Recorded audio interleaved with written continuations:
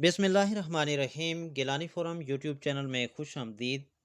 आज की इस वीडियो में हम आपको बताएंगे कि एक वक्त ऐसा था कि जब अहले यूरोप नहाने को कुफर करार देते थे और यूरोप में नहाने वाले को कत्ल कर दिया जाता था और वहाँ पे हमाम बनाने पे मुकम्मल पाबंदी थी। अंग्रेज़ हमसे हमारा इल्म, हमारी साइंस और हमारी तरक्की के राज ले गए और बदले में हमें क्या दिया। और आज यूरोप के शहर जो इतने साफ़ और शफाफ हैं वो कैसे हुए और हम किस मकाम पर हैं, ये सारी तफसीलात आज की इस वीडियो का हिस्सा हैं। लेकिन वीडियो में आगे बढ़ने से पहले आपसे गुजारिश है कि अगर आप हमारे यूट्यूब चैनल पर नए हैं तो इसे ज़रूर सब्सक्राइब कर लें ताकि हमारी हर नई आने वाली वीडियो का नोटिफिकेशन आपको मिल सके। सामीन, यूरोप में नहाने को कुफर समझा जाता था। यूरोप के लोगों से सख्त बदबू आती थी। रूस के बादशाह कैसर की जानब से फ्रांस के बादशाह लोइस चारम के पास भेजे गए नुमाइंदे ने लिखा कि बादशाह की बदबू किसी भी दरिंदे की बदबू से ज़्यादा मतअफन है। उसकी एक लौंडी जिसका नाम मोंटिया सबाम था, बादशाह की बदबू से बचने के लिए अपने ऊपर खुशबू डालती थी। दूसरी तरफ खुद रूसी भी सफाई पसंद नहीं थे। मशहूर स्याह इब्न फजलान ने लिखा है कि रूस का बादशाह कैसर पेशाब आने पर मेहमानों के सामने ही खड़े खड़े शाही महल की दीवार पर पेशाब करता था। छोटे और बड़े पेशाब दोनों के बाद कोई इस्तंजा नहीं करता था। ऐसी गंदी मखलूक मैंने कभी नहीं देखी। उंदलस में लाखों मुसलमानों को कत्ल करने वाली मलका इजाबेला सारी ज़िंदगी में सिर्फ 2 बार नहाई। उसने मुसलमानों के बनाए हुए तमाम हमामों को गिरा दिया। स्पेन के बादशाह फिलिप दोम ने अपने मुल्क में नहाने पर मुकम्मल पाबंदी लगा रखी थी। उसकी बेटी इजाबेल दोम ने कसम खाई थी कि शहरों का मुआसरा ख़त्म होने तक दाखिली लिबास भी तब्दील नहीं करूंगी और मुआसरा ख़त्म होने में 3 साल लगे। ये अवाम के नहीं मगरब के बादशाहों और हुक्मरानों के वाक़यात हैं जो तारीख़ के सीने में महफूज हैं।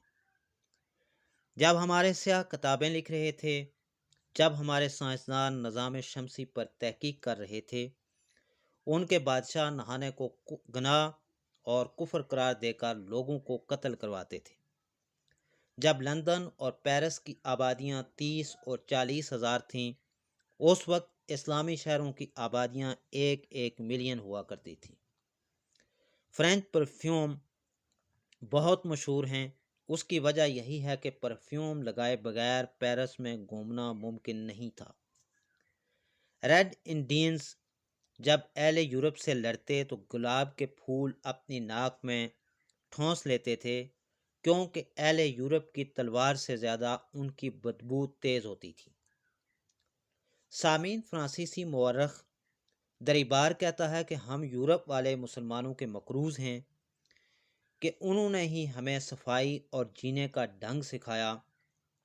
उन्होंने ही हमें नहाना और लिबास तब्दील करना सिखाया। जब हम नंगे दड़ंगे होते थे, उस वक्त वो अपने कपड़ों को ज़मुर्द, याकूत और मुरजान से सजाते थे। जब यूरोपी कलीसा नहाने को कुफ्र करार दे रहा था, उस वक्त सिर्फ करतबा शहर में 300 अवामी हमाम थे। फिर वक्त पलटा और हमसे हमारी साइंस, हमारा इल्म, हमारी तरक्की के राज ले गया। हमें बदले में एहसास कमतरी दे गया। हमें फैशन नामी लफ्ज़ के साथ बेहूदगी दे दी गई। हमें मॉडर्न बनाने के नाम पर बेहयाई दे दी गई। हमने उनकी दी हुई हर चीज़ को वेलकम किया जिससे हम बुरी तरह तबाह हो सकते थे। उन्होंने हमें आज़ादी का नाम और साथ गलत ताबीरें दे दी। हमने अपने नसाबों में बगावत के उसूलों को आज़ादी के उसूल करार देकर पढ़ाना शुरू कर दिया। फिर ऐसा हुआ कि हमने अयाशी को कामयाब ज़िंदगी समझना शुरू कर दिया। फिर ऐसा हुआ कि वो चाँद पर जा रहे थे, हम तफरका परस्ती पर बहस कर रहे हैं।